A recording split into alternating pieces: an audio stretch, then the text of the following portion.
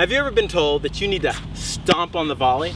I hear so many players telling me that their coaches are telling them that they need to stomp on the volley to get better volleys. And I'm going to tell you right now, there's a better way, and I'm going to bust that myth with you today. In this video, I'm going to show you what you should be doing and why you shouldn't be stomping on your volleys if you want to have great volleys. So stay tuned.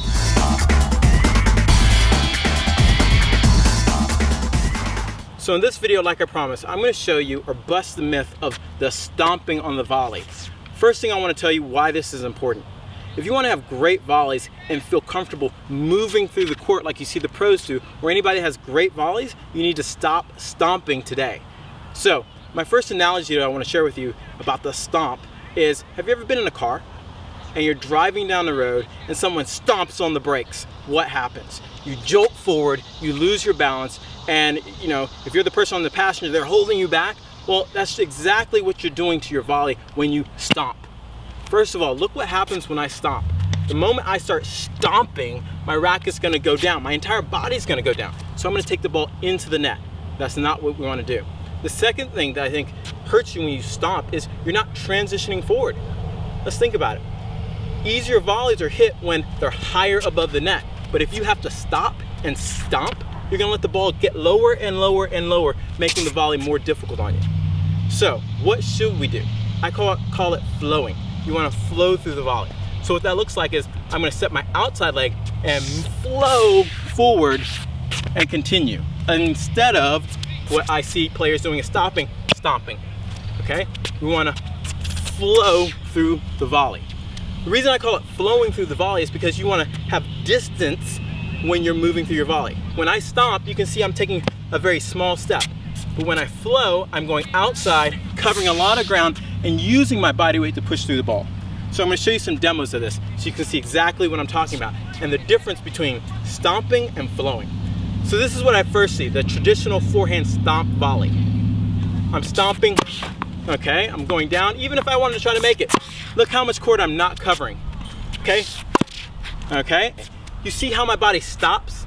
There's no transition or me transferring my weight and power through the ball compared to flowing. You see how much further I'm going into the court. Outside, inside, forward. Outside, inside, forward. It's very important that you stop stomping today and start learning how to flow through the ball. I'm going to take you one step at a time to figure out how you can learn how to flow through the ball. So the first major thing that I know that people have trouble with when thinking about transitioning from stomping to flowing is using the outside leg. Normally coaches tell them when they're in the ready position, just step across and stomp, okay? That's a major mistake because you can't move forward. I want to tell you, take your outside leg, just like we talk about in any other stroke, and set that outside leg. Once you set this outside leg, you're lining this leg and preparing the racket to the oncoming ball, and you're going to use this leg to push forward. So what I'm going to do is ask you to set up like this, and then I'm going to push through the ball.